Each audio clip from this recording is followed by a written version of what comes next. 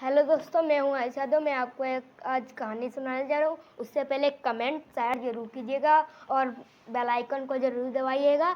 आइए कहानी की शुरुआत करते हैं। एक गांव में एक कल्लू नाम का व्यक्ति रहता था। वह अपनी बीवी के साथ रहता था। वह एक भुलक्कड़ था। वह एक दिन अपनी नानी के यहाँ गया। उसकी नानी ने उसे खिचड़ी खवाई। उसने कहा, नानी आपने ये क्या खिलाया है, खा के मज़ा आ गया। तो उसकी नानी ने कहा, क्या बेटा, हमने उसी दिन तो तुम्हें बताया था। तो कहा उसकी नानी ने कहा कि मैंने तुम्हें तहरी खवाई है। तो उसने कहा कि वाह, मज़ा आ गया, मैं अपने घर भी बनवाऊँगा।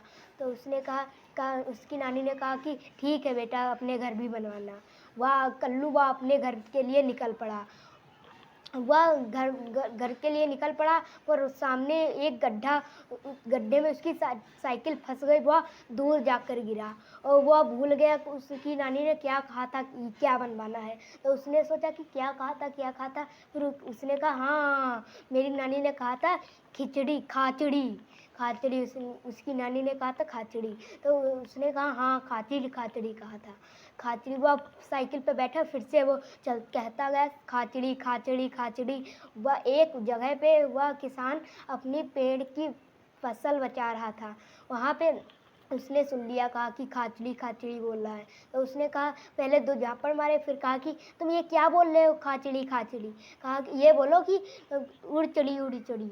तो फिर कहा कि ऐसा क्यों बोलूं, इसकी वजह से मेरी फसल पूरी खराब हो रही है। तो उसने कहा, ठीक है, उड़ चढ़ी बोलता हूँ। वह उड़चड़ी बोलता ही गया।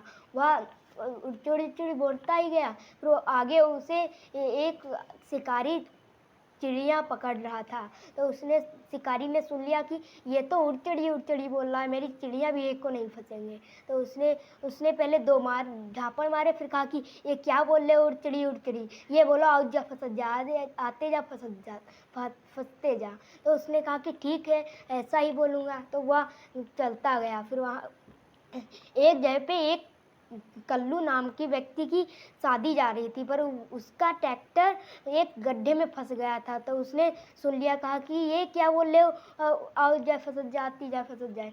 कह रहे, क्या तुम्हें क्या बोलूं, ऐसा ही तो बोलना चाहिए। तो कहा कि ऐसा दिन रोज आए, ऐसा बोलो। तो उसने कहा, ठीक है, ऐसा ही बोलूँगा। तो वह चलता गया। तो आगे एक जगह पे एक गाँव में आग लगी हुई थी।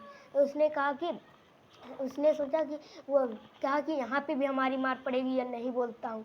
तो कहा पर उसने बोला, तो मैं भूल जाऊँगा, फिर अपने घर में क्या बनवाऊँगा। तो वह बोलता ही गया। आगे चलते चलते एक गांव के एक व्यक्ति ने सुन लिया, कि कहा कि ये क्यों बोल रहे, हमारा गांव जला जा रहा है, तुम ये बोल रहे हो, ऐसा दिन रोज आए। तो उसने कहा कि ऐसा मत बोलो, तुम ऐसा बोलो कि तुम ऐसा करो, जहाँ पे तुम्हें पानी दिखे वहाँ पे धूल झोंक दो, धूल ना मिले तो पानी फेंक दो।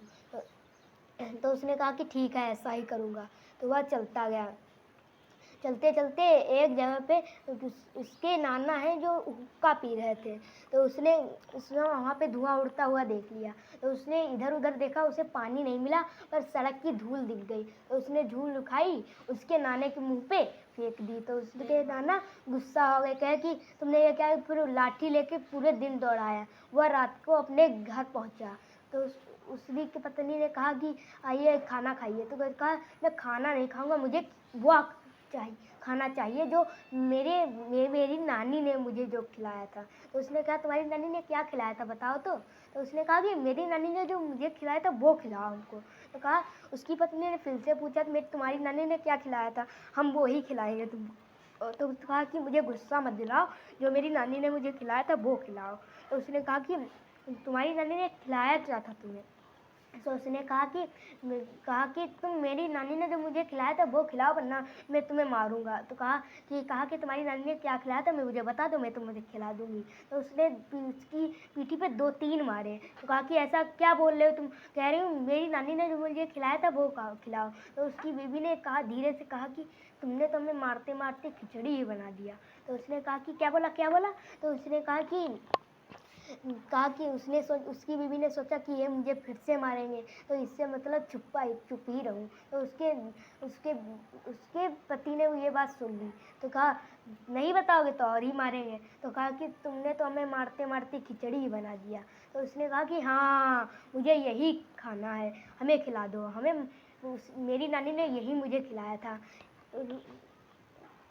क्या यार।